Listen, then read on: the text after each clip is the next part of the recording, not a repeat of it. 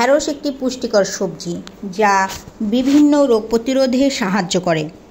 এতে প্রচুর পরিমাণে ভিটামিন, খনিজ এবং ফাইবার রয়েছে। ঢ্যাঁড়স খেলে হজম শক্তি বাড়ে, হৃদরোগের ঝুঁকি কমে এবং রক্তে শর্করা নিয়ন্ত্রণে থাকে।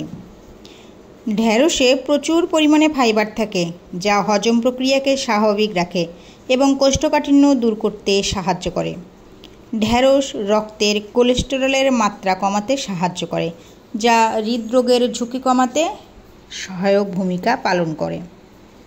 কিছু গবেষণায় দেখা গেছে যে ঢ্যাঁড়স রক্তে শর্করার মাত্রা নিয়ন্ত্রণে রাখতে সহায়তা করে, যা ডায়াবেটিস রোগীদের জন্য উপকারী। ঢ্যাঁড়সে vitamin A, C, K, B, folic acid, calcium, potassium, magnesium ও অন্যান্য প্রয়োজনীয় পুষ্টি উপাদান রয়েছে। ঢ্যাঁড়সে উপস্থিত অ্যান্টিঅক্সিডেন্ট রোগ প্রতিরোধ ক্ষমতা বাড়াতে সাহায্য করে। ঢ্যাঁড়স ত্বক ও চুলের জন্য উপকারী। এটি ত্বককে ময়শ্চারাইজ করে এবং খুশকি ও চুলকানি কমাতে সহায়ক।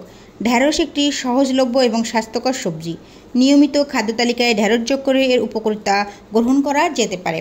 কেমন লাগলো আমার আজকের আলু, ঢ্যাঁড়স এবং চিংড়ি মাছ দিয়ে এই রেসিপিটা? বাই দ্য ওয়ে, চিংড়ি মাছটা কিন্তু অনেক ভালো ছিল, অনেক তাজা ছিল। এরকম চিংড়ি মাছ আসলে ঢাকা শহরে আমি খুব কমই পেয়েছি। এনিওয়ে, আপনারা ঢ্যাঁড়স কীভাবে কোন রেসিপি বানিয়ে খান আমাকে কমেন্ট সেকশনে জানাবেন। আর আমার আজকের রেসিপি কেমন হলো সেটাও কিন্তু জানাতে একদমই ভুলবেন না। আমার আজকের এই ঢ্যাঁড়স, আলু এবং চিংড়ি মাছের রান্নাটি যদি আপনাদের ভালো লেগে থাকে তাহলে অবশ্যই লাইক, শেয়ার, কমেন্টস এবং সাবস্ক্রাইব করতে একদমই ভুলবেন না।